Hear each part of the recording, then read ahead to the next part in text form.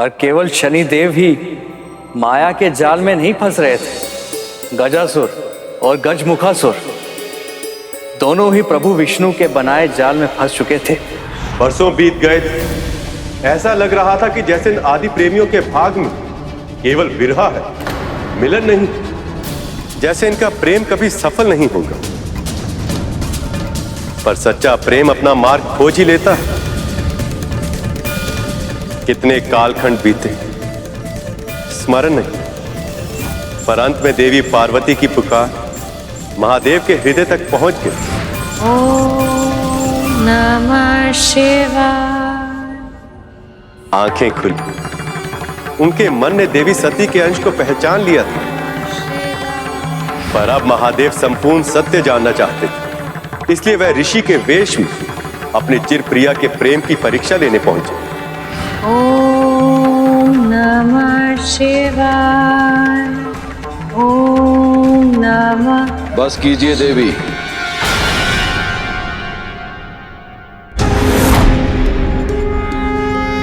कौन है ये साधु ऋषि और मेरी शिव भक्ति में विघ्न क्यों कर रहे हैं? रोक दीजिए तपस्या। आप एक ऐसे व्यक्ति के साथ विवाह कैसे कर सकती हैं जो एक यायावर का जीवन जीता है, जिसके पास आप जैसी रूपवती राजकुमारी को देने के लिए उपहार में और कुछ है तो बस दुर्गम कैलाश की चोटी, जहां हर समय मां भयंकर अस्थियां हिला देने वाली शीत का प्रभाव बना रहता है, जो हर समय भूत प्रेत, पिशाच, निशाचर, बैलों और नागों जैसे पशुओं से घिरा रहता है। आप अपने महलों का सुखी जीवन छोड़ के एक ऐसे व्यक्ति के साथ विवाह करके अपने जीवन को सदैव के लिए दुस्वप्न क्यों बनाना चाहती हैं? बस कीजिए ऋषिवर।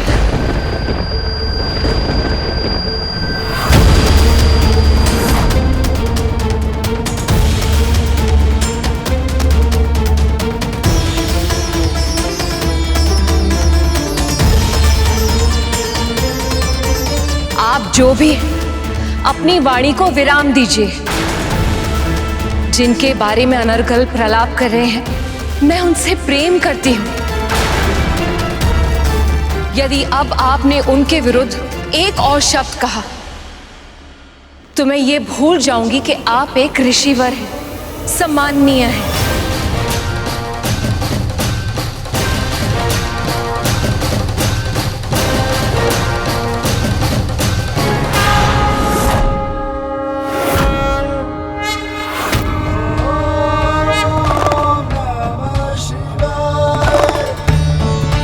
उस क्षण देवी पार्वती के लिए समय मानो थम सा गया था। उन्हें आभास हो गया था कि शिव से उनका मिलन होने को।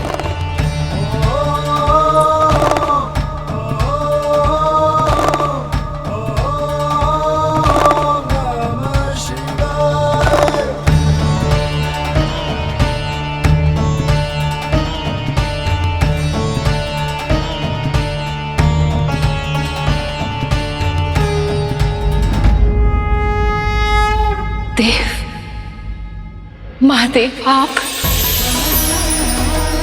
इसका अर्थ है कि मेरी तपस्या सफल हुई। अब हमारा मिलन होगा। और इस तरह कई कठिन परीक्षाओं के बाद शिव और सती विवाह सूत्र में बंधने वाले थे।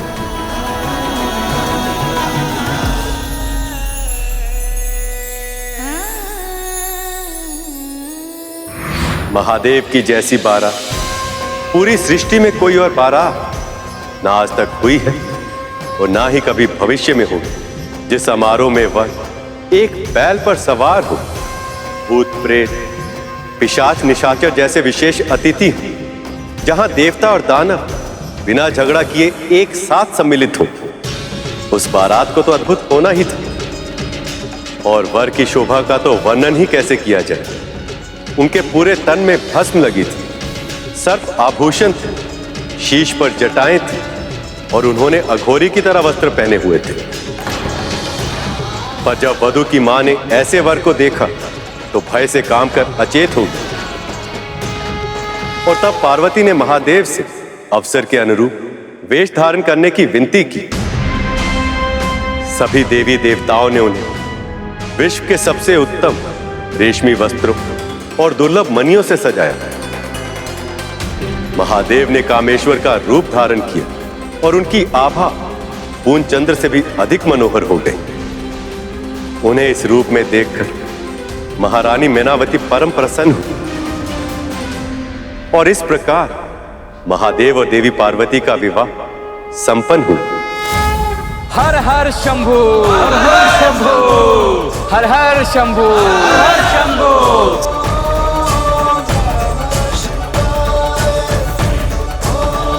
अब शीघ्र ही महादेव और माता शक्ति की विरह के दर्द की करुणा में गजासुर स्वयं महादेव को मुक्त कर देगा। जहां एक और प्रभु विष्णु की योजना पूरी होने वाली थी, वहीं नियति शनि देव को कैलाश की ओर ले जा रही थी।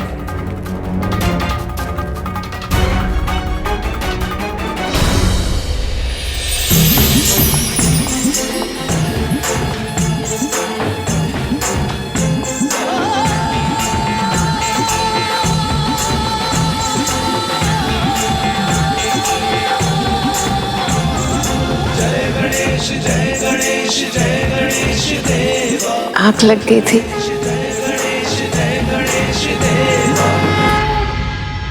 पुत्र, मुझे कितनी देर हो गई सोते सोते?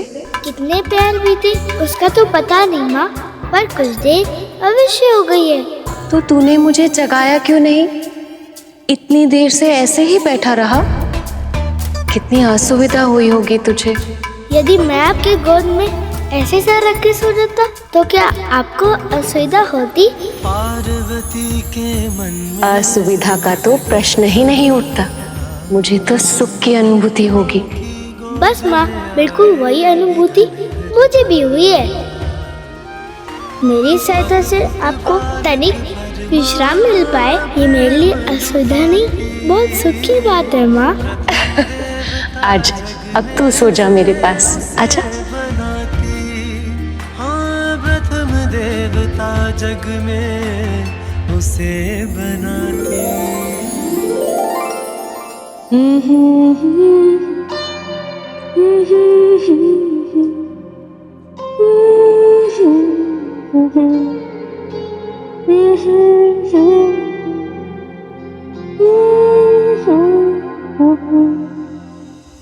शनिदेव गणेश की ओर बढ़ रहे थे, किंतु गणेश को देखने के मोह में वो ये भूल गए थे कि उनकी वक्र दृष्टि गणेश के जीवन में संकट ला सकती है।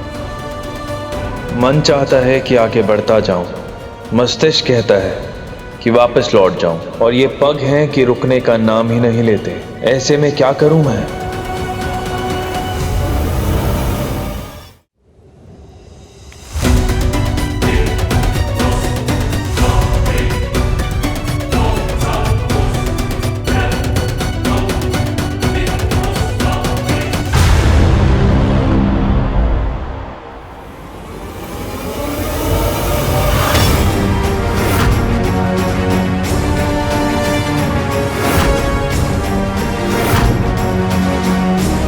यहां से तो कुछ दिखाई ही नहीं दे रहा।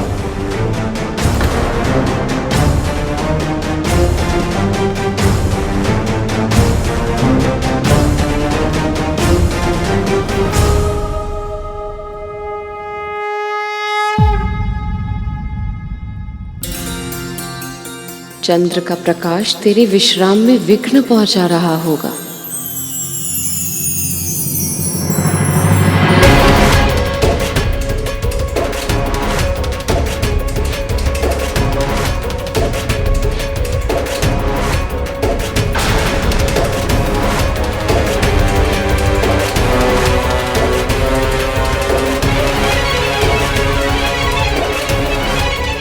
चंद्रदेव के प्रकाश और माता की ममता ने अनहोनी होने से रोक लिया था, किंतु विधि के विधान को कौन टाल सकता है? शनि की दृष्टि से बाल गणेश भी नहीं बच पाए।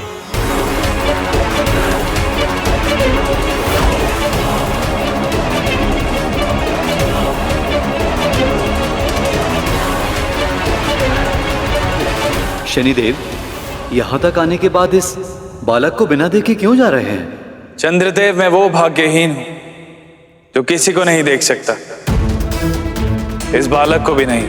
धैर्य रखिए शनिदेव, धैर्य का परिणाम सदैव सुखद ही होता है।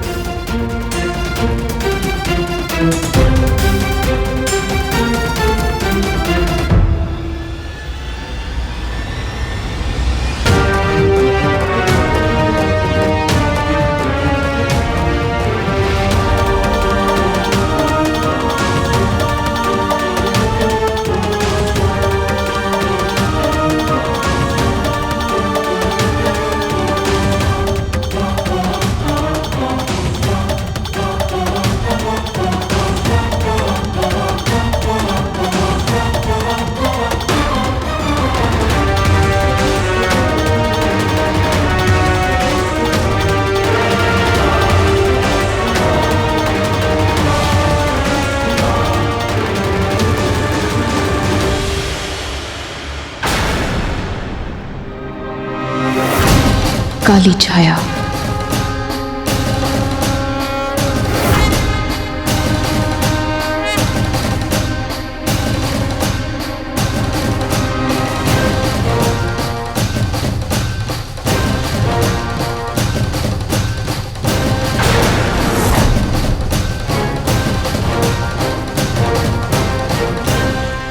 शनिदेव,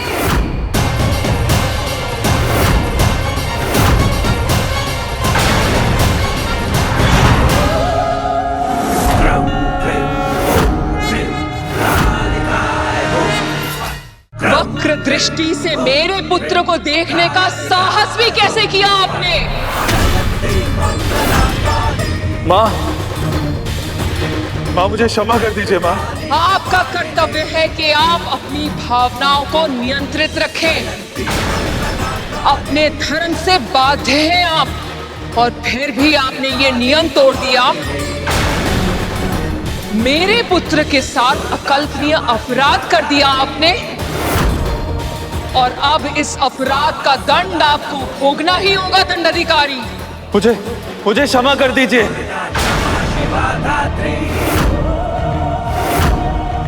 स्वाहा स्वधा नमोस्तुते। मुझे क्षमा कर दीजिए माँ।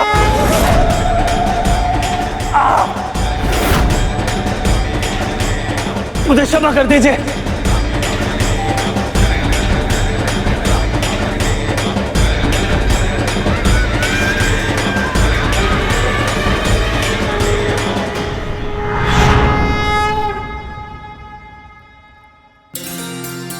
क्या हुआ माँ? कुछ नहीं हुआ पुत्र, और तुझे कुछ होने भी नहीं दूंगी। प्रत्येक माँ हर पल यही प्रयास करती है कि वो अपनी संतानों की रक्षा कर सके, किंतु आवश्यक नहीं है कि वो हर बार सफल ही हो जाए। जो स्वयं शक्ति स्वरूपा है, यदि उन माँ पार्वती के लिए ही अपनी संतान की रक्षा करना इतना कठिन है, तो हम साधारण मानवों से यदि कोई भूल हो जाए तो हमें दुख और अवसाद में डूबना नहीं चाहिए। वैसे भी जो हो रहा था वो तो होना ही था। विधि का विधान था, नियति पहले ही तय कर चुकी थी। अब तो बस घटित हो रहा था। कितना कुछ था जो अभी सामने आना शेष था, बिल्कुल वैसे ही जैसे प्रभु विष्णु की कथा कांड, क्योंकि वो भी अपने वाद्य की तरह रहस्यमय ही था, भविष्य के गर्भ में छुपा। अज्ञात। उत्तम, अति उत्तम, आनंद आ गया। सत्य कथावाचक, बहुत श्रेष्ठ कथा कह रहे हो तुम। आगे कहो। सृष्टि के नादी प्रेमियों का मिलन पहले ही बड़ी कठिनाइयों से हुआ, किंतु एक मूर्ख के कारण ये दोनों फिर से एक दूसरे से अलग हो गए। स्वयं को महादेव का भक्त कहता है वो, किंतु तब अपने इष्ट महादेव और उनकी प्रिय देवी पार्वती को बहुत गहरा दुख दिया है उसने। कौन है वो? बोलो कथावाचक। उस दुष्ट के बारे में जानने की उत्सुकता मेरे प्राण ले लेगी। तुम्हें जो चाहिए वो मांग लो, परंतु बताओ मुझे कौन है वो मूर्ख?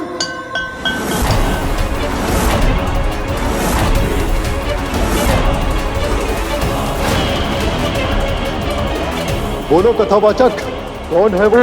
यदि आपके लिए अपने वचन का तनिक भी महत्व है तो महादेव को अपने उदर से बाहर आने दीजिए महाराज।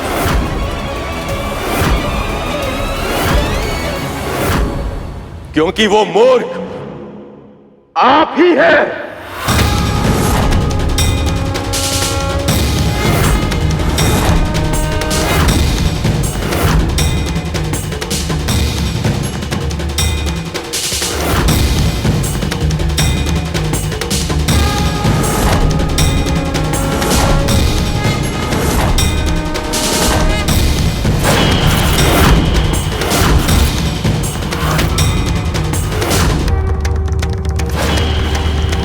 मैं तुम्हें अंतिम चेतावनी दे रहा हूं गजासुर।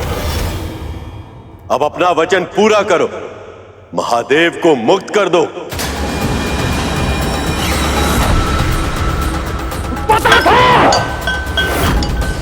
पता था ये कोई साधारण कथावाचक नहीं है। छल किया है विष्णु ने, छल। गजासुर, किसी भी मूल्य पे महादेव को उधर से बाहर मत आने देना, किसी भी मूल्य पर नहीं। तुम अपनी चिंता करो गजमुखासुर। असाधारण वरदान मांगकर तुम अमर हो गए, क्योंकि पिता के योगदान के बिना केवल मां से एक संतान की उत्पत्ति नहीं हो सकती। पर ऐसा एक बालक संसार में जन्म ले चुका है और शीघ्र ही वो तुम्हारा अंत करेगा।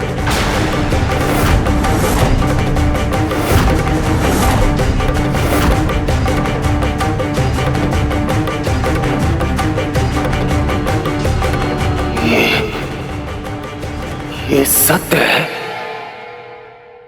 गजासुर। ये क्या हो गया? मुझे क्षमा करना मेरे भाई।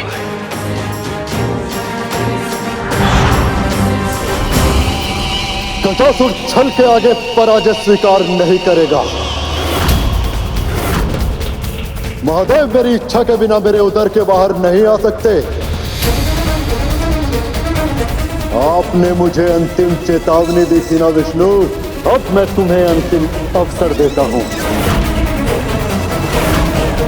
निकाल सको तो खींचकर निकाल लो महादेव को मेरे उदर से।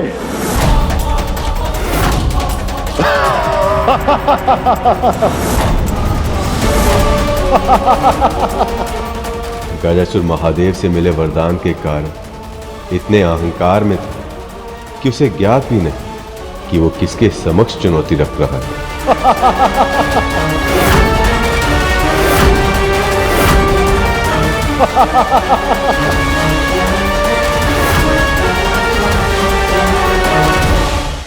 आपने मुझे अंतिम चेतावनी दी थी ना विष्णु, अब मैं तुम्हें अंतिम अवसर देता हूं। निकाल सको तो खींचकर निकाल लो महादेव को मेरे उदर से। दुष्ट, अधर्मी, मेरे प्रभु को मां पार्वती से दूर किया है तूने। उन्हें बंदी बनाने का दुस्साहस किया है तूने। तुझे इसका दंड भोगना ही होगा।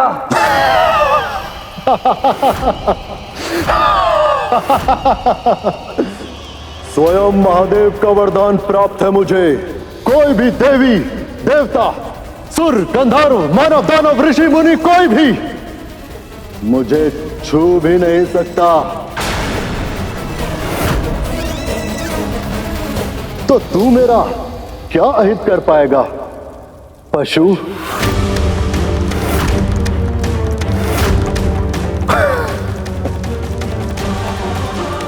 अहंकार वश ही सही, मगर तूने शिव के सबसे बड़े भक्त को मार्ग सुझा दिया।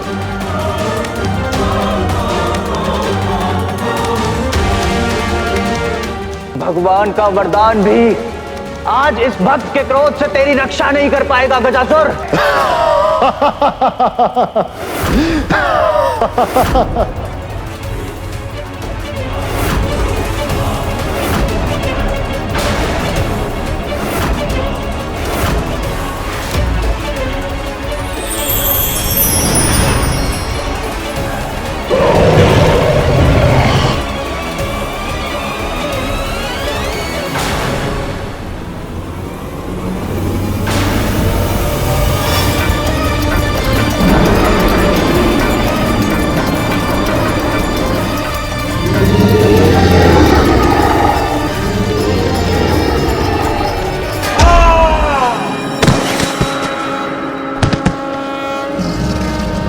तुमने ये वरदान मांगा कि किसी देवी, देव, दानव, असुर, गंधर्व, मानव, ऋषि मुनि कोई भी तुम्हारे प्राण नहीं हर सकता, लेकिन ये नहीं मांगा कि कोई पशु भी नहीं मार सकता।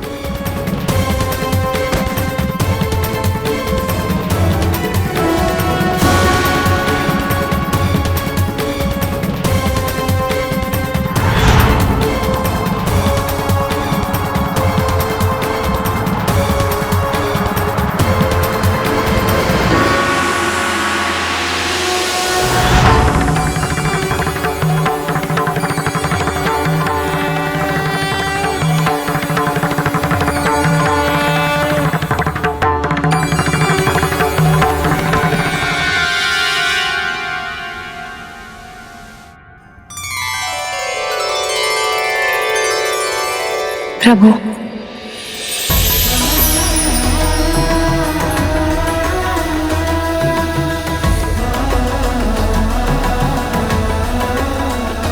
क्या हुआ माँ? आप इतने प्रसन्न, वो भी इतना अधिक, और उसके कारण सब और प्रकाश मिल गया। माँ क्या हुआ? मेरी प्रसन्नता इस प्रकाश के कारण नहीं है पुत्र। ये प्रकाश मेरी प्रसन्नता का कारण है, क्योंकि इस प्रकाश से तेरे पिता का अस्तित्व जुड़ा है। मेरे पिता से?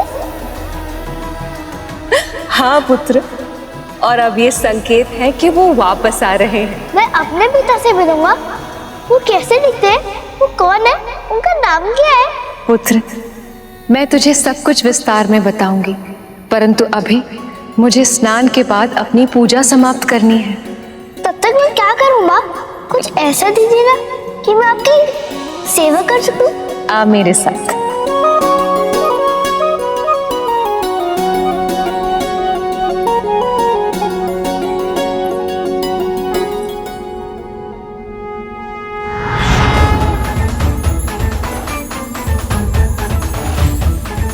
ये ले और इस स्थान की रक्षा कर, परंतु याद रहे, जब तक मैं बाहर वापस ना आ जाऊं, मेरे स्नान ध्यान में कोई भी व्यवधान ना पहुंच पाए। पर माँ, मैं इस दंड से किसी को कैसे रोक पाऊंगा? पुत्र, ये कोई साधारण दंड नहीं, मेरी शक्ति से संचालित है। इसीलिए ये विश्वास कर कि इस दंडे के रूप में तेरी माँ ही तेरे साथ है। इसीलिए जब तक ये डंडा तेरे हाथों में है तो किसी का भी सामना कर सकता है। तो फिर आप निश्चित होकर जाइए माँ। जब तक आपकी आज्ञा नहीं होगी, कोई भी भीतर प्रवेश नहीं कर पाएगा।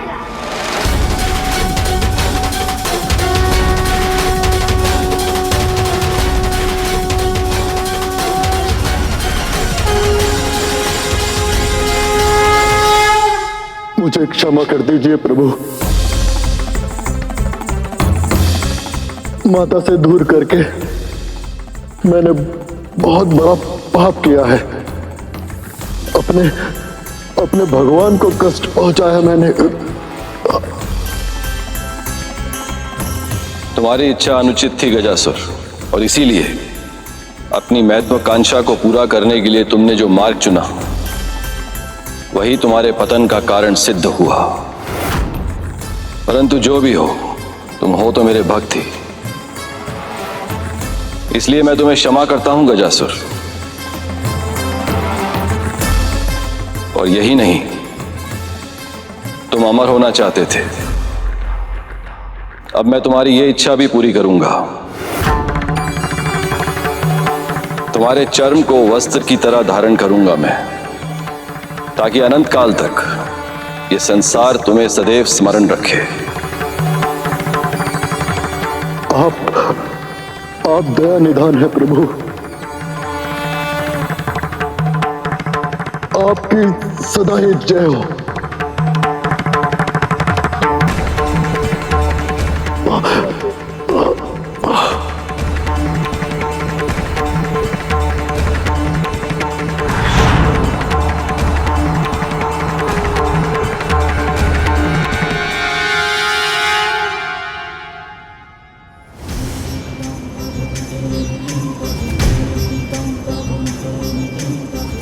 मुझे क्षमा कर दीजिए प्रभु,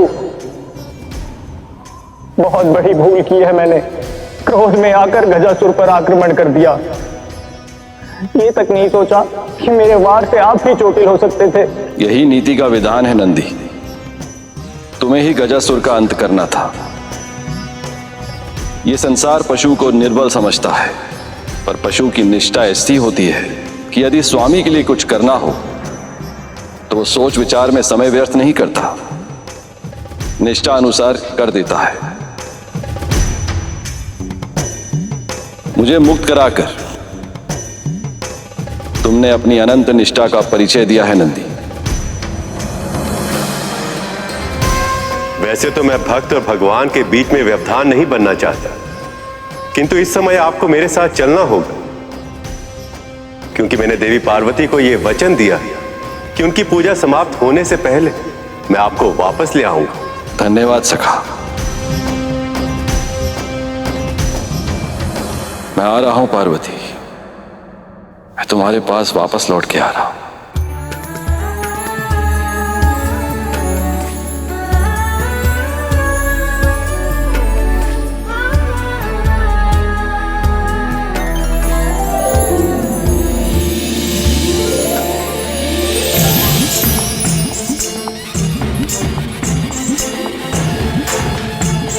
जहां एक और कैलाश में बालक गणेश अपनी मां के आदेश का पूर्ण निष्ठा से पालन करने को प्रस्तुत थे। चाहे कुछ भी हो जाए, मेरे रहते अंदर कोई भी प्रवेश नहीं कर सकता। वहीं दूसरी ओर महादेव भी अपनी अर्धांगिनी, अपनी प्रिय देवी पार्वती से एक बड़े विवाह के पश्चात मिलन हेतु कैलाश में प्रवेश कर चुके थे।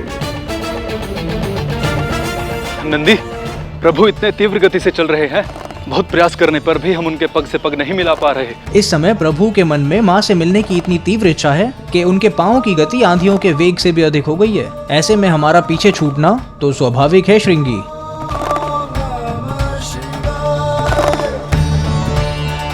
कुछ तो बदल गया है, पर क्या? पार्वती कहाँ? मुझे तो आशा थी कि वो मुझे द्वार पर ही मिलेगी। मेरी प्रतीक्षा में व्याकुल और स्वागत को आतुर।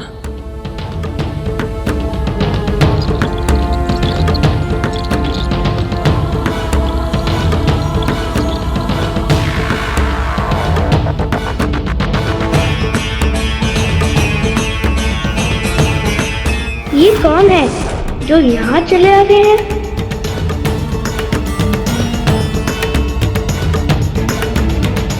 कौन है ये बालक?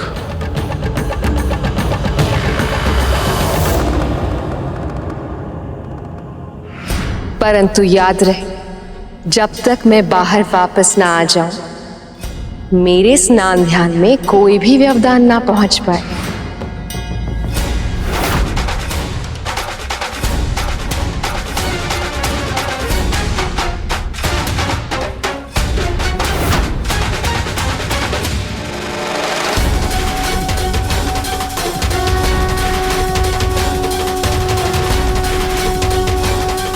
ये विचित्र व्यक्ति कौन है? ये बालक कौन है और यहाँ क्या कर रहा है ये? अब से पहले तो इस बालक को हमने कभी देखा नहीं। कहां से आया है ये? और माँ कहाँ है? सत्य देवी, महादेव लौट कर आ रहे हैं। यह सोच के तो आपका मुख और खिल उठा है। अब तो आपको कोई श्रृंगार करने की आवश्यकता ही नहीं है। पर हम आपको बिना श्रृंगार के रहने देंगे क्या? हम तो अपने हाथों से सजाएंगे। आज आपके पुत्र का जन्म हुआ है, इसलिए आज का ये दिन आपके लिए और महादेव के लिए बहुत ही विशेष है। और इसीलिए आज का ये दिन हम एक उत्सव की तरह मनाने में कोई कमी नहीं रहने देंगे। महादेव जब पहली बार अपने पुत्र को देखेंगे तो कितने प्रसन्न होंगे वो।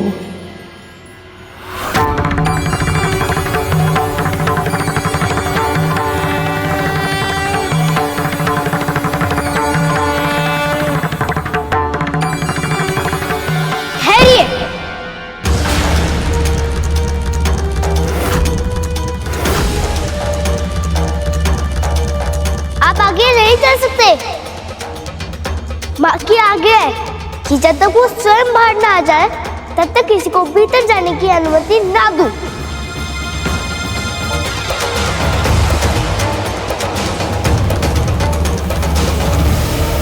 रुकिए।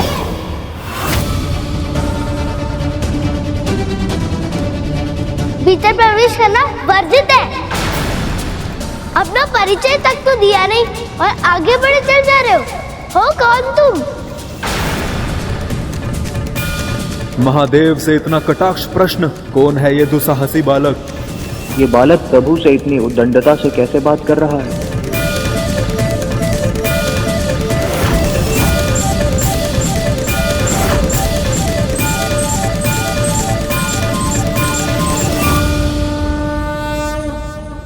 लगता है कोई भिक्षु को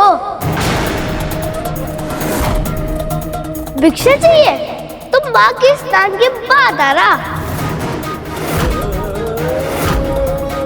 जो चाहिए मिल जाएगा। कौन है ये बालक जो कैलाश में मुझे नहीं जानता?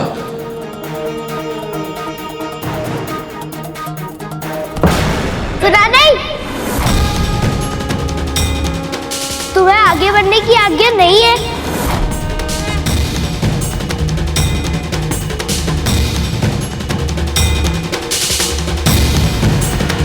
अच्छा, तुम्हें बहुत जोर से भूख लगी है, तो पहले क्यों नहीं बताया? मैं तुमको मेरे फल दे सकता हूँ, चाहिए? तुम कौन हो बालक? मैं तुम्हें भीतर जाने से रोक रहा हूँ, फिर भी समझ में नहीं आया? यहाँ का स्वामी हूँ मैं।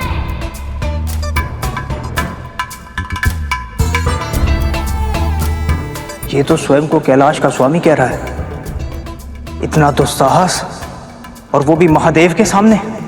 और तुम मेरे द्वार पे आए हो, इसलिए तुम अपना परिचय दो। कौन हो तुम? कहाँ से आए हो? मैं तो कल्पना भी नहीं कर पा रहा हूँ कि भगवान गणेश ने अपने पिता महादेव से ऐसे प्रश्न किए होंगे, इस ढंग से बात की होगी।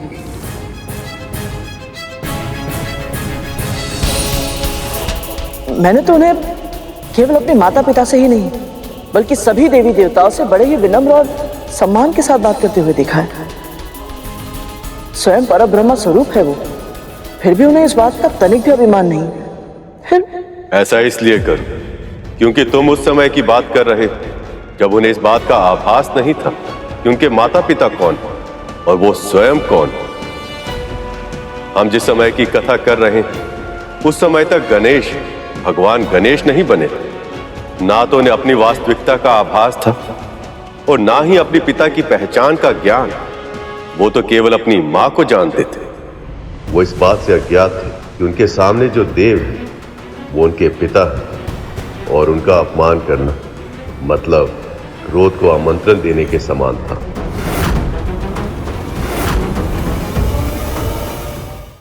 मैं कौन हूं, मैं कहां से आया हूं?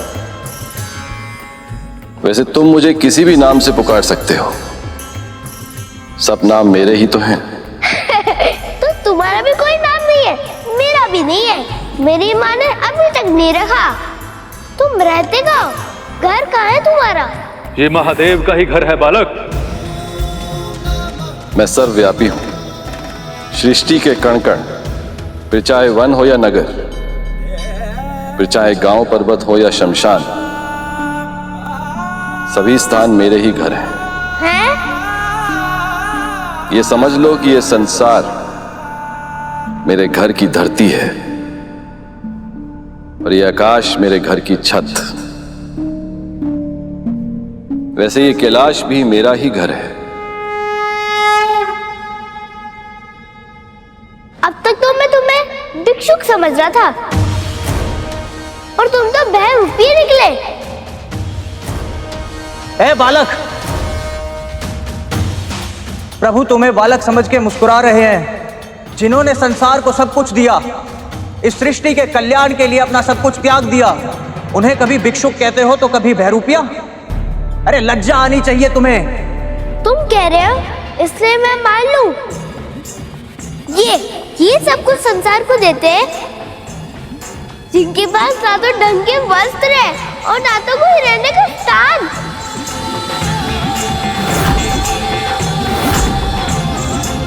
और बातें तो इतनी भेकी भेकी करते हैं कि कह रहे हैं क्या। तो फिर और क्या पुकारूं इन्हें? जाकर जल में अपना प्रतिबिंब देखो, कोई भिक्षुक या बहरूपी रखते हो? कितनी घनी चटाई है तुम्हारी, कभी सोच करके सुलझाते नहीं हो क्या? और विडंबना यह है कि जिस समय वो बालक महादेव से ऐसे प्रश्न कर रहा था, उस समय मां पार्वती अपना श्रृंगार करते हुए भी महादेव के ध्यान में ही रमी थी और उनकी स्तुति करते करते उस बालक के प्रश्नों के उत्तर दे रही थी। परंतु वो बालक अपने अज्ञान और अभिमान के कारण उन्हें सुनने में असमर्थ था। ये केश उन्हें बहुत प्रिय है, जिस तरह मुझे प्रिय है मेरे महादेव की जटाएं, क्योंकि वो शुद्धता के प्रतीक है। महादेव ने अपनी जटाओं में गंगा को बांधकर उसे भी पवित्र कर दिया है। तभी तो महादेव की जटाओं के एक सिरे से जो गंगा निकलती है और जब वो धरती पर जाती है तो उसमें स्नान करने वाले सभी के पाप धुल जाते हैं। और ये ललाट के बीच में आँख क्यों है? दो आँख देखने के लिए कम कर रही थी क्या? स्वामी का तीसरा नेत्र इस बात का प्रतीक होता है कि हम जो दो आंखों से देख पाते हैं वो सदैव सत्य नहीं होता।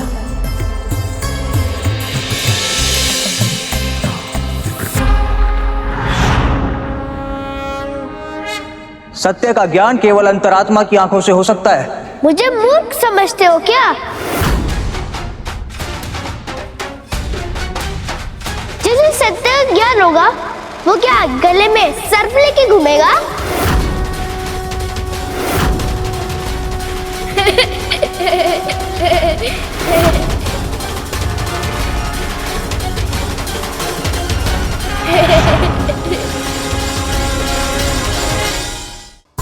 कितनी घनी चटाई है तुम्हारी, कभी सोच करके सुलझाते नहीं हो क्या? सत्य का ज्ञान केवल अंतरात्मा की आंखों से हो सकता है। मुझे मूर्ख समझते हो क्या? जिसे सत्य का ज्ञान होगा वो क्या गले में सर्प लेके घूमेगा? जानती हो जया विजया, महादेव ने जिस वासुकी को कंठ पर बिठाकर धारण किया हुआ है वो उनके कुंडलिनी शक्ति को पूर्ण तरीके से जागृत होने का प्रतीक है। और उसके साथ ही साथ मेरे प्रभु एक विषधर सर्प को अपने कंठ से लगाकर ये संदेश भी देते हैं कि कोई भी प्राणी बुरा नहीं होता यदि किसी विषधर को सच्चे हृदय से अपनाया जाए तो वो आपका एक सच्चा साथी भी बन सकता है। ये देखो मेरी माला बहुत सुंदर है ना? मेरी माँ ने दी है। और स्वयं देखो तुम्हारी माला कितनी रूखी सूखी विचित्र सी है। संसार का कोई भी आभूषण रुद्राक्ष से सुंदर नहीं हो सकता, क्योंकि वो मेरे प्रभु के प्रेम के प्रतीक हैं जब सती रूप में मेरा उनसे विरह हुआ था तो मेरी स्मृति में उनकी आंखों से जो 2 आंसू गिरे थे वही रुद्राक्ष के बीज बने, और ऐसे आंसू रूपी रुद्राक्ष को अपना आभूषण बनाकर महादेव ने उसे संसार के लिए कल्याणकारी बना दिया। ये और चुराम क्यों पहना है? रिक्शा में ढंग के वस्त्र नहीं मिलते क्या? सादा जीवन जीते हुए भी उच्चतम विचारों के सिद्धांत को मेरे महादेव से अधिक और कोई सार्थक नहीं कर सकता। मृत पशु का चर्म किसी योग्य नहीं होता, परंतु महादेव ने उसे भी उपयोगी बना दिया ताकि वस्त्रों के लिए प्रकृति का दोहन ना हो। जानती हो ना, रेशम के धागे के लिए कितने ही कीट अपने प्राण गंवा देते हैं और कपास उगाने के लिए कितने ही वन काट दिए जाते हैं। यही नहीं, महादेव तो वो हैं जिन्होंने अपने शत्रु के चर्म को अपनाकर उन्हें सम्मान दिया, उनका सत्कार किया। इनके मन में कोई द्वंद्व नहीं है, ना कोई मित्र है और ना ही कोई शत्रु। सबके साथ समान व्यवहार करते हैं प्रभु। ऐसे हैं मेरे महादेव। लगता है तुम सब इनके भक्त हो। तुम्हारे अनुसार ये त्रिशूल और डमरू का भी कोई महत्व होगा। महादेव के एक हाथ में त्रिशूल और दूसरे हाथ में डमरू सजता है। इन दोनों से अधिक भला और क्या अच्छा आभूषण हो सकता है उनके लिए, क्योंकि त्रिशूल सृष्टि, स्थिति और संहार का प्रतीक है। वो दर्शाता है कि तमस, रजस और सात्विक इन तीनों गुणों पर महादेव का पूर्ण नियंत्रण है। वही डमरू से ब्रह्मनाद का, ब्रह्माक्षर का, स्वर का, व्यंजन का, इस सारे संसार का जन्म हुआ है।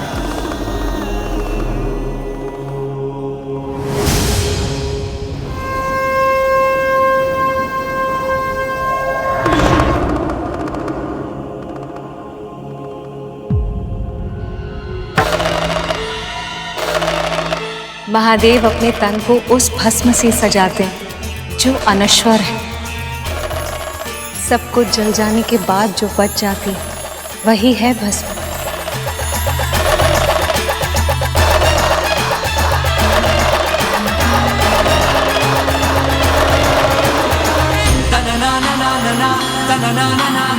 इसका स्पर्श मन को शांति दे रहा है। क्या है ये?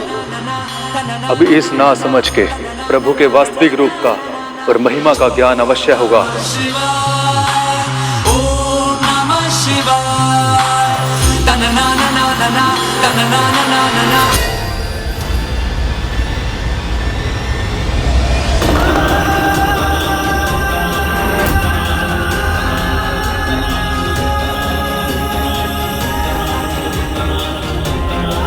कोई गहरा अर्थ नहीं है इस भस्म का। केवल एक ही कारण है, आलस। वैसे इनके ऊपर भी गिर गई होगी और तब से इन्होंने स्नान नहीं किया होगा। इन्हें मेरी माँ से सीखना चाहिए। प्रतिदिन स्नान ध्यान करती है। एक बार उनकी पूजा पूरी हो जाने दीजिए, फिर मिलवा दूंगा उनसे। स्वयं बता देगी कि मैं सही हूँ या नहीं।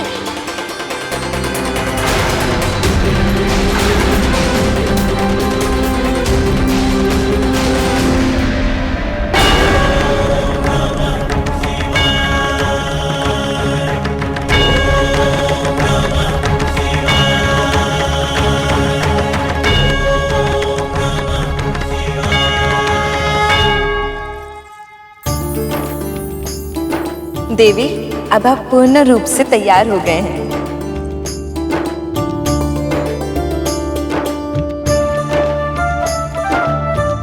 लीजिए, आपकी पूजा की सामग्री भी तैयार है।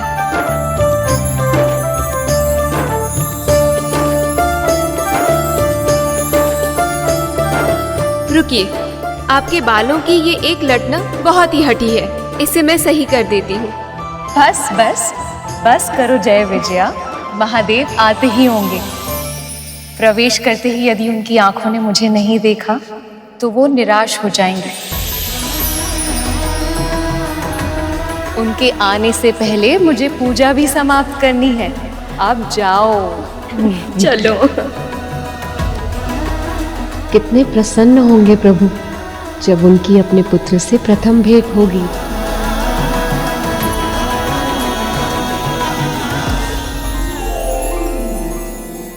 मैंने पहले भी कहा था, मेरे माँ ने मुझे आदेश दिया है, जब तक वो अपना स्नान श्रृंगार और अपना पूजा समाप्त नहीं कर लेती वो स्वयं बाहर नहीं आएंगी। तब तक मैं किसी को भीतर प्रवेश नहीं करने दूंगा।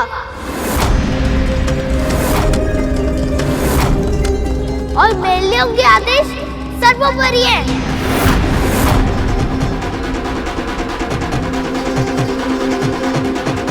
तुम्हारी मातृभक्ति देख के बहुत प्रसन्नता हुई बाल, पर बस कुछ और नहीं सुनना मुझे।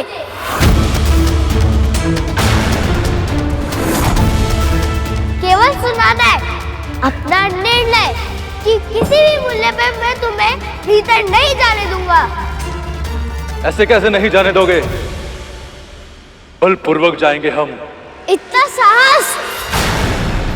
लगता है मेरे इस हाथों के डंडे पर अभी तक तुम्हारी दृष्टि नहीं पड़ी।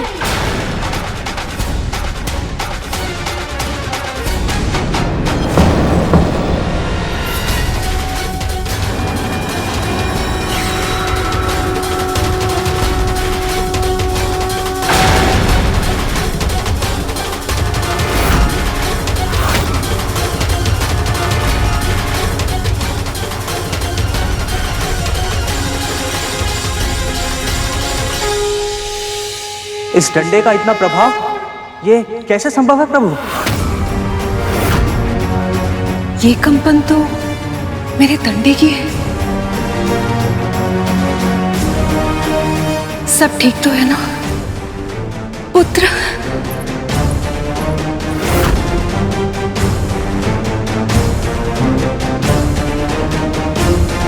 इस तरह घूर के देखने से भयभीत नहीं होऊंगा मैं। मैंने कह दिया ना, माँ का आदेश है, इसलिए मैं किसी को भी उनकी दिनचर्या में बाधा नहीं डालने दूंगा।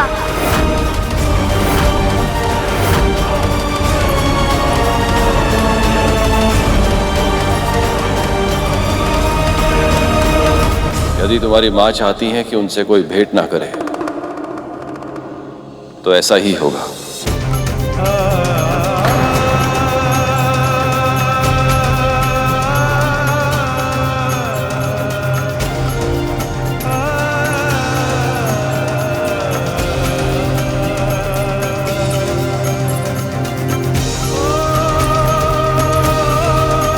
प्रभु,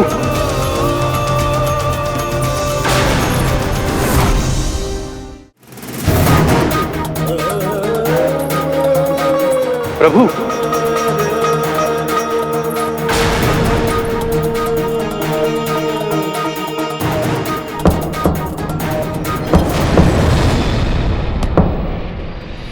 पार्वती के मन में अच्छा, तो इस डंडे को जमीन पर पटकने से कंपन आई थी। मेरा पुत्र बिल्कुल भैया विष्णु के अवतार कृष्ण के भांति ही नटखट है, ठीक वैसा जैसा मैं चाहती थी। बालक भरमा प्रेम लुटाती, प्रथम देवता जग में उसे बनाती। हाँ, प्रथम देवता जग में उसे बनाती। बड़ा उपयोगी शस्त्र है भाई। कुछ देर अवश्य लगी, पर अंत में मुझसे भयभीत होकर मेरी बात मानकर वो वापस लौट गए। अच्छा हुआ माँ की पूजा में कोई विघ्न नहीं आया।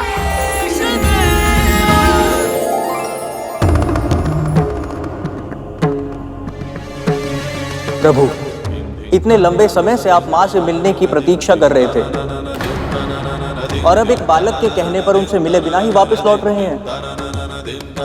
प्रभु, आपको तो उसे दंड देना चाहिए। हाँ प्रभु, हम सबने इतना समझाया, पर हमारी बात माननी तो दूर, उसने सुनी तक नहीं।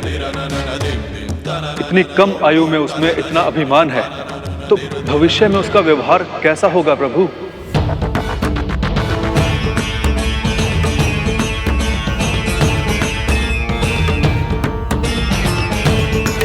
वो बालक उद्दंड तो है,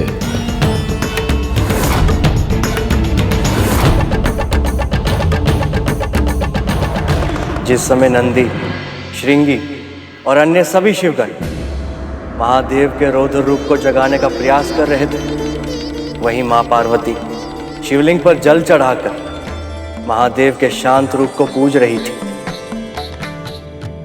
और इसका आभास महादेव को भी हो गया था।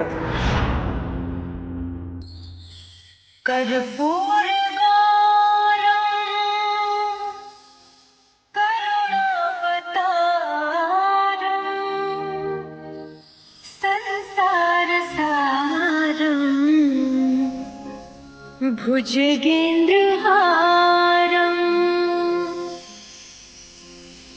कर्पूरवारं करुणावतारं संसारसारं भुजगेन्द्रहारं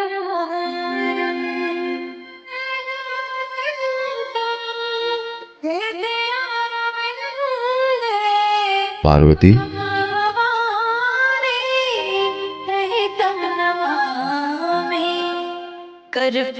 कर्पूरगारं करुणावतारं संसारसारं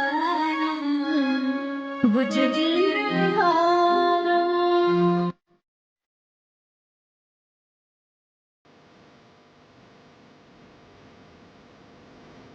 हे प्रिय, इस विराह में भी आपका मधुर स्वर मुझे एक अद्भुत शांति का अनुभव कराती है।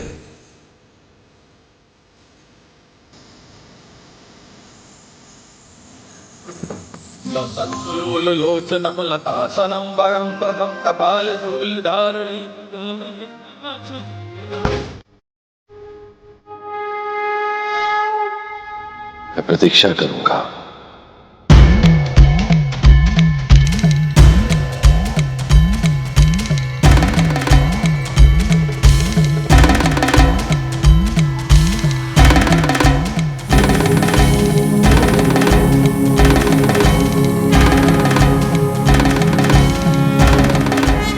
प्रभु तो पुनः ध्यान करने लगे। उस बालक के कारण प्रभु और माता के मिलन में एक बार फिर विलंब हो गया। अब मुझे ही उस उद्दंडी बालक को शीशता का पाठ पढ़ाना होगा ताकि प्रभु और माता का मिलन शीघ्र ही हो सके। इतना सब कुछ हो जाने के बाद भी महादेव को क्रोध क्यों नहीं आया गुरुदेव? वो स्वयं को शांत कैसे रख पाए? महादेव का रुद्र रूप उनके संपूर्ण व्यक्तित्व का एक अंश भी नहीं है, पर उसकी तीव्रता के कारण सभी अपने मन में महादेव की वही रौद्र छवि बना लेते हैं। जबकि सत्य तो यही है कि वह सच में भोलेनाथ ही हैं। वे कभी अहंकार नहीं करते, किसी की बात का बुरा नहीं मानते, कभी किसी से प्रतिशोध नहीं लेते। ये उनका स्वभाव ही नहीं है गरुड़। और उस समय भी उन्होंने वही किया। वे ध्यान में बैठ गए और समाधि की अवस्था में चले गए, परंतु नंदी, श्रृंगी और अन्य सभी शिवगण इतने शीघ्र ही शांत होने वाले नहीं थे।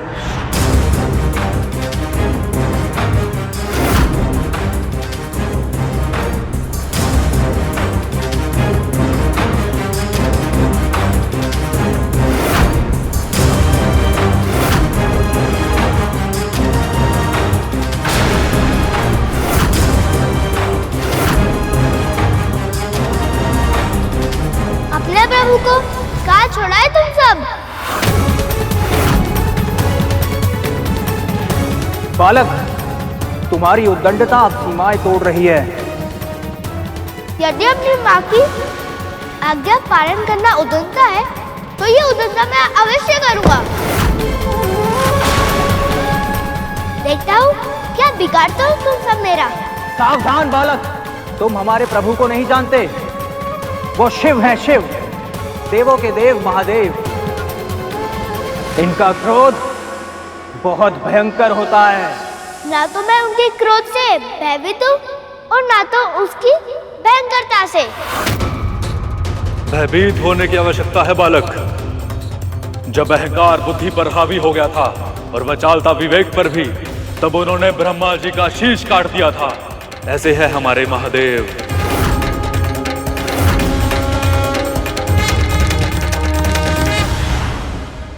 अर्थात सचमुच ब्रह्मदेव के पास 5 शीश हुआ करते थे। 5 मुख और 5 शीश वाले तो केवल परम ब्रह्म होते हैं ना। इसका अर्थ तो ये हुआ ना दीदी कि ब्रह्मदेव भी पहले उसी श्रेणी में आते थे, पर अब नहीं। ऐसा क्यों गुरुदेव? ये कौन सी कथा है? गणेश की ही तरह तुम्हारे मन में भी बहुत जिज्ञासा है गर्ग, पर हम तुम्हारी हर जिज्ञासा को शांत करेंगे गरुड़। ये कहानी उस समय की है जब इस संसार में कुछ भी नहीं था। शिव और शक्ति की ऊर्जा से प्रभु विष्णु और ब्रह्मदेव ने जन्म लिया, परंतु उन दोनों के बीच तर्क वितर्क होने लगा कि दोनों में बड़ा कौन है। सृष्टि का सृजन करता हूं मैं, और सृजन से ही सब कुछ आरंभ होता है, और मेरे बिना ना सृष्टि का अस्तित्व होता ना जीवन। इसलिए मेरा महत्व अधिक है। मैं ही बड़ा हूं, सबसे बड़ा हूं मैं। आप अपनी कल्पना से जो रचते हैं मैं उसे संचालित करता हूं। मेरे बिना सृष्टि का संतुलन संभव ही नहीं है, और बिना संतुलन के विनाश होने में तनिक समय नहीं लगता। इसलिए मेरा महत्व अधिक है। आप भ्रम में हैं। आप सत्य पहचानिए। यदि मैं सृजन ना करूं तो क्या संचालित करेंगे आप? और मैं संतुलन न बनाऊं तो आपके सृजन को नष्ट होने में कितना समय लगेगा? मेरा कार्य अधिक महत्वपूर्ण है, और मेरे कार्य के बिना आपका कुछ भी करना महत्वहीन है।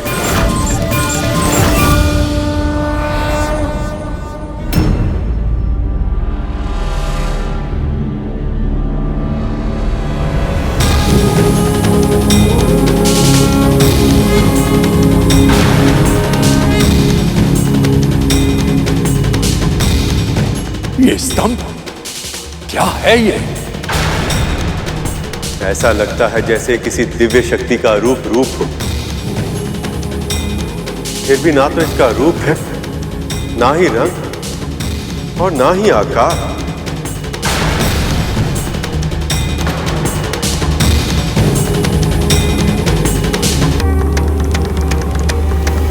कौन है आप? यही तो जानना है तुम्हें। स्वयं को सबसे बड़ा सिद्ध करने का प्रयास कर रहे थे तुम दोनों। जो इस स्तंभ का आदि और अंत ढूंढ लेगा वही सबसे सर्वश्रेष्ठ कहलाएगा और वही पूजनीय बन जाएगा।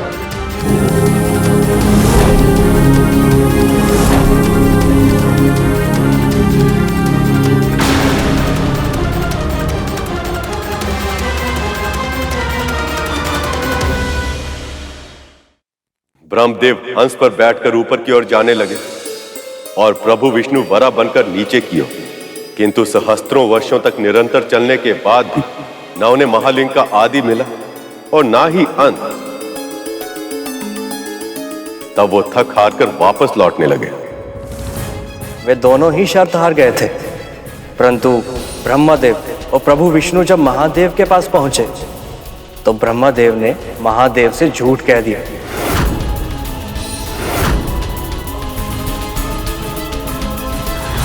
हे अज्ञान, मैंने बहुत प्रयास की, किंतु तब भी मैं आपकी था नहीं पा सका। इसलिए मैं अपनी पराजय स्वीकार करता हूं। मैं सर्वश्रेष्ठ नहीं हूं। आप और मैं भिन्न नहीं हैं। आप ही में मैं है और मैं ही में आप हूं। कहे तो आप ऐसे रहे हैं जैसे आप अथाह हैं, सबसे बड़े हैं, सबसे विशाल हैं। किंतु अब आप अज्ञात नहीं रहे स्तंभ। मैंने आपका प्रथम सिरा देख लिया है।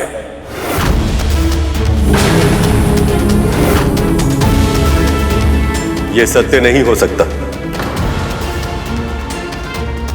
जानता था मैं कि आप मेरी महानता स्वीकार नहीं कर पाएंगे, इसलिए मैं अपने साथ साक्षी लेकर आया। केतकी,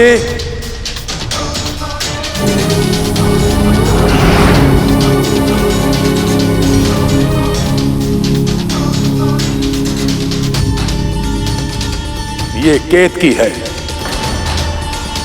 वो भूत जिसने स्तंभ का ऊपरी सिरा देखते हुए मुझे देखा था, सबसे ऊपर।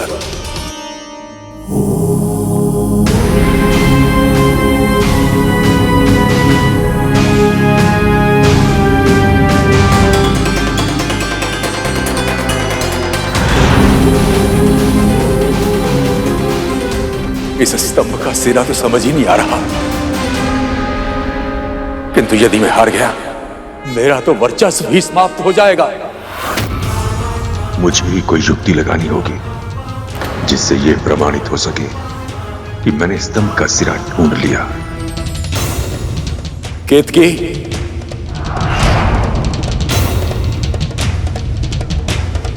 केतकी, मैं तुम्हें अपना साक्षी बना रहा हूं। मेरे साथ चलो। यदि स्तंभ कुछ पूछे तो तुम असत्य कहना। इसके बदले में जो तुम चाहोगी वो सब कुछ मैं दूंगा।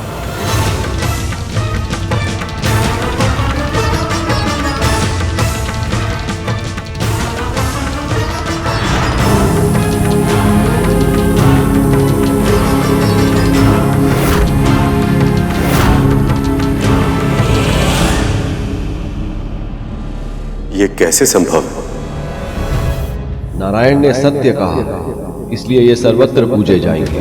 हर काल में, हर स्थान पर विष्णु की पूजा की जाएगी और मेरे आराध्य भी होंगे, क्योंकि सर्वशक्तिमान होकर भी इन्होंने अपना अहंकार त्याग कर अपनी हार स्वीकार की।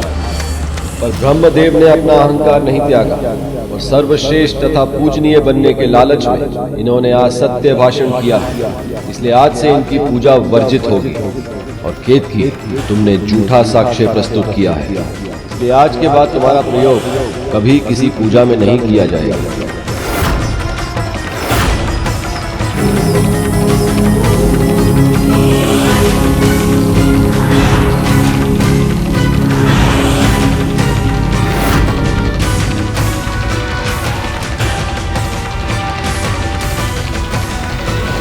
प्रभु, आप कौन हैं? सबसे बड़ा हूं मैं, केवल मैं, क्योंकि मेरा ना आदि है ना अंत। मैं हूं महाशिव।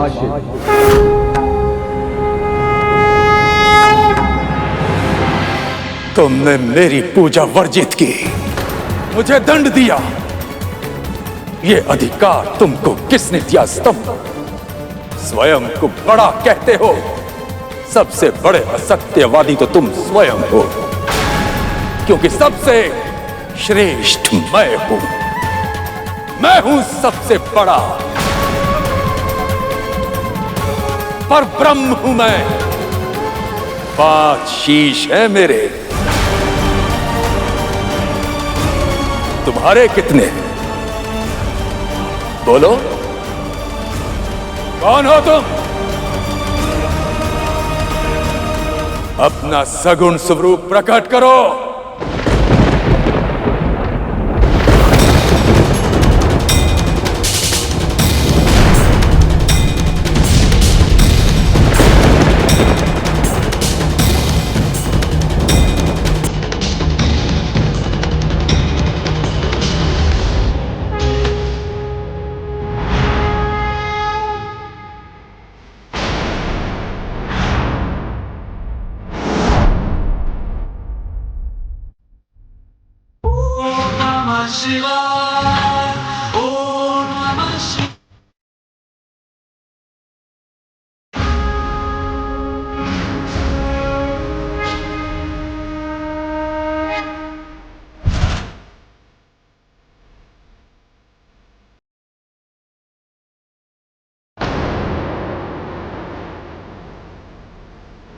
मैं हूं देवों का देव महादेव। एक क्षण के लिए अपना अपमान सह सकता हूं मैं, परंतु तुम्हारा अभिमान भंग करना भी आवश्यक है ब्रह्मदेव। इसलिए अब मैं तुम्हें अपनी शक्ति का परिचय दूंगा और मेरा रुद्र अवतार ही तुम्हारे अहंकार का नाश करेगा, जो काल भैरव कहलाएगा।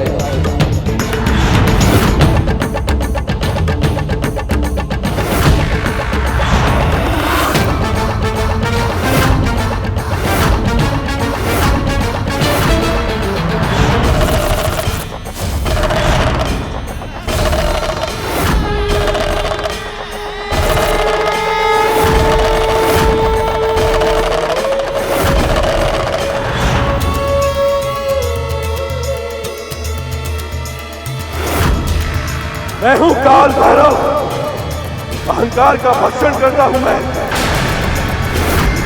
वही अहंकार तुम्हारे भीतर प्रचुर मात्रा में भरा है और सृष्टि के जनक को अहंकार शोभा नहीं देता। उसी अपराध का दंड दूंगा तुम्हें मैं।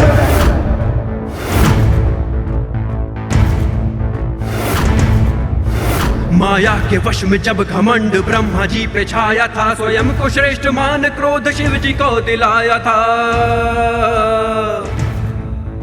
तब काल के समान रूप काल भैरव का लिया और काट के सर पांचवा ब्रह्मा जी का पृथक किया। ओम नमः शिवाय, ओम नमः शिवाय, ओम नमः शिवाय, ओम नमः शिवाय, ओम नमः शिवाय, ओम नमः शिवाय। महादेव ने अहंकारी ब्रह्मदेव को दंड देकर उन्हें पर ब्रह्म की उपाधि से वंचित कर दिया और ब्रह्मदेव के पद को ऐसा बना दिया कि उस पर सदा के लिए कभी भी कोई आसीन नहीं रहता। हर महाकल्प के अंत में ब्रह्मा बदल जाते हैं।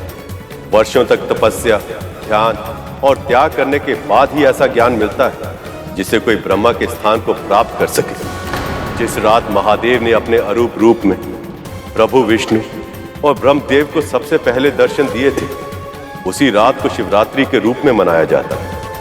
उस दिन उपवास रखकर पूरी रात जागरण करके शिव का ध्यान करने वालों को उनका विशेष आशीर्वाद प्राप्त होता है। तो ये है शिवरात्रि का महत्व।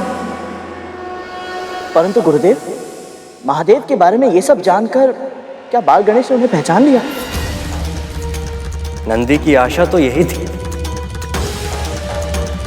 अब समझ आई तुम्हें हमारे महादेव के क्रोध की गंभीरता। जैसे उन्होंने काल भैरव का रूप लेके ब्रह्मदेव को दंड दिया था, उसी तरह मैं तुम्हें दंड दूंगा। इतना आत्मविश्वास! ब्रह्मदेव का शीश काटा होगा, पर मेरी एक उंगली को हानि नहीं पहुंचा सकते तुम। अगर अपना हित प्यारा है तो जाओ यहाँ से, वापिस लौट जाओ।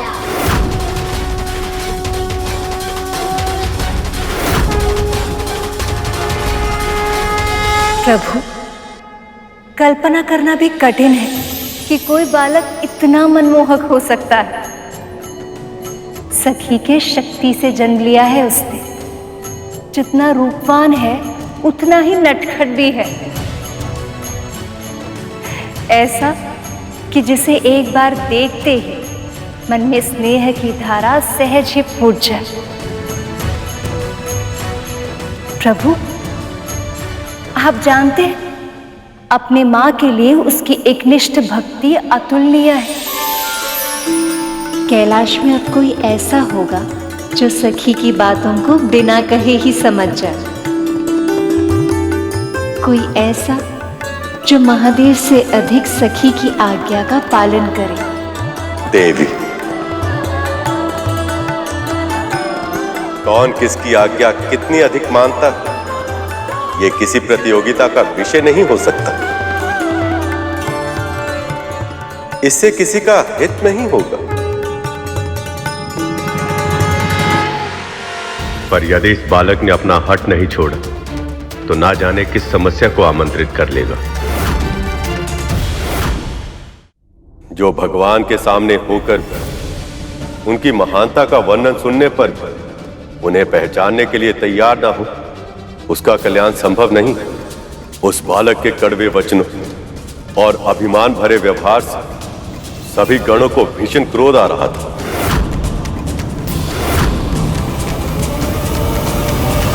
बस करो बालक, बंद करो ये खेल। तुमने ना केवल नंदी जी का अपमान किया है, बल्कि स्वयं महादेव का अपमान किया है तुमने। महादेव तो जगत के पिता है। वो किसी के भी पिता हो, उससे मुझे क्या? मैं उनके लिए नहीं, सारे जगत के लिए अपना वचन नहीं तोड़ूंगा।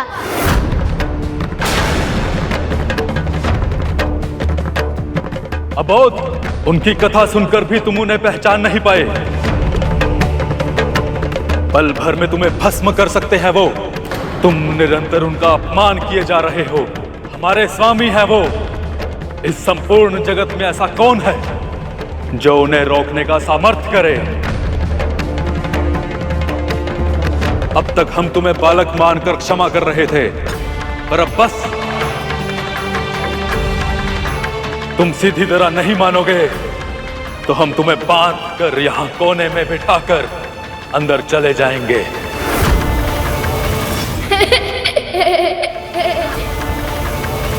ओहो, कितना बोलते हो तुम सब। साहस है तो करके दिखाओ।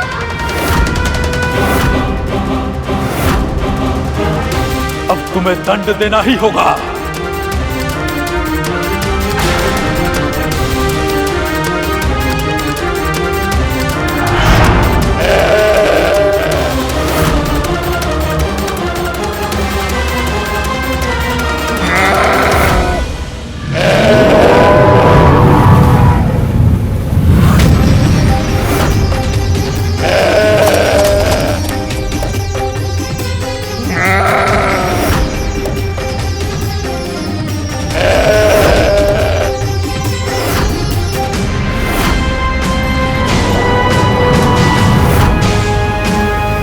सामने से हट जाओ बालक, श्रृंगी की टक्कर तुम सहन नहीं कर पाओगे।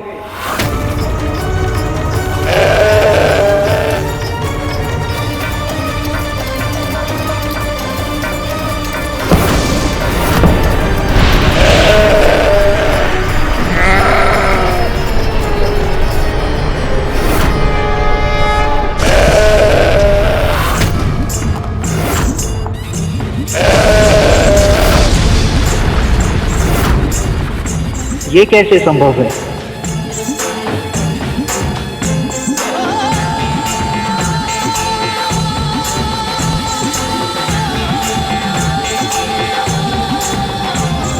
चतुर गणेशा।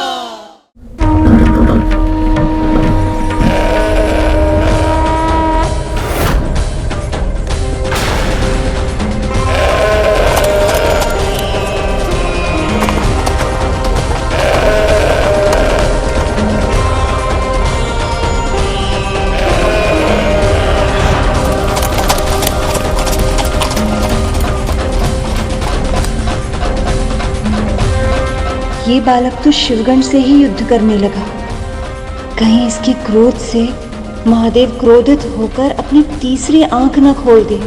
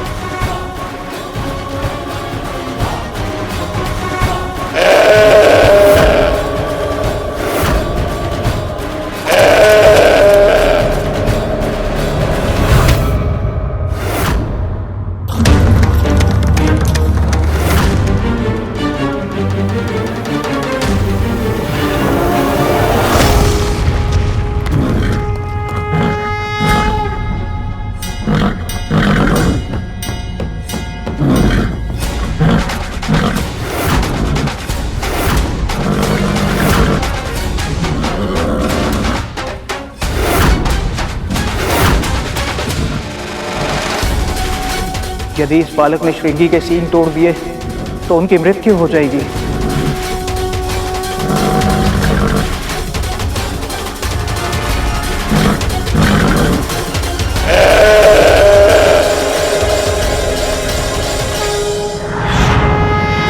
हे नारायण, फिर क्या हुआ गुरुदेव? बालक के कारण श्रृंगी के साथ इतना बड़ा अनर्थ हुआ, तो फिर महादेव ने क्या किया?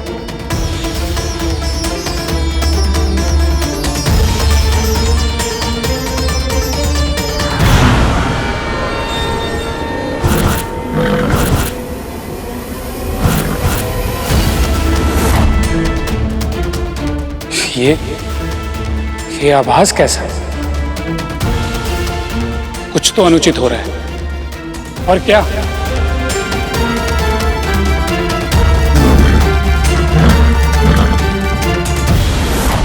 श्रृंगी एक बालक के साथ जूझ रहा है।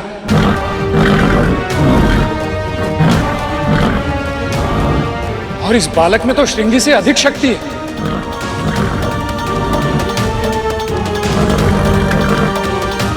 मां पार्वती और महादेव दोनों ही समाधि में। ऐसे में कौन रोक सकता है इस बालक को? इसका तो एक ही है कि कुछ बहुत बड़ा अनर्थ होने वाला है। किसी को तो रोकना होगा इसे। नारायण नारायण नारायण नारायण। प्रभु, इस समस्या का समाधान आपको करना ही होगा, इससे पहले कि कोई अनर्थ हो जाए। आपके कहने का तात्पर्य क्या है देव ऋषि?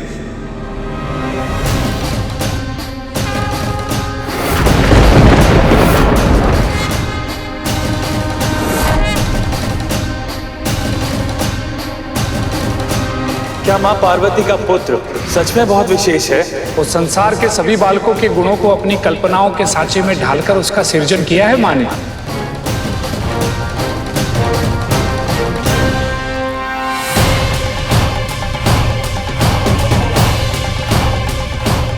श्रृंगी के प्राण उसके सींगों में होते हैं। अगर बालक ने बलपूर्वक उसके सींग को उखाड़ फेंका तो उसके प्राण चले जाएंगे, और यदि उसके प्राण चले गए तो न जाने महादेव क्रोध में आकर क्या करेंगे इस बालक का। वो इतना स्नेहशील है, निर्दोष है, ऐसा कैसे कर सकता है?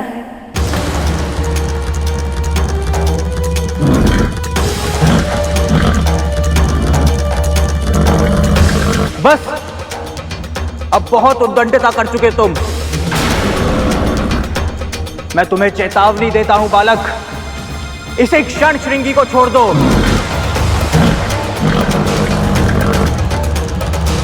कितना समझाता मैंने तुम सभी को, पर तुमने मेरी एक भी नहीं सुनी। तो फिर अब मैं तुम्हारे वचन का मान क्यों रखूं भला?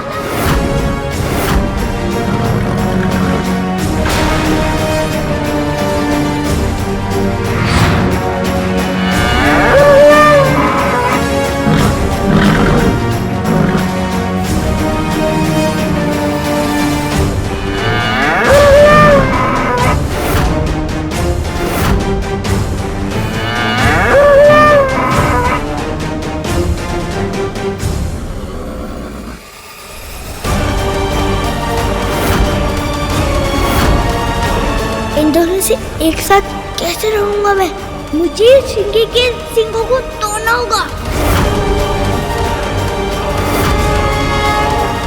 कहीं ये बालक श्रृंगी के प्राण न हर ले, अन्यथा न जाने इसका क्या परिणाम होगा।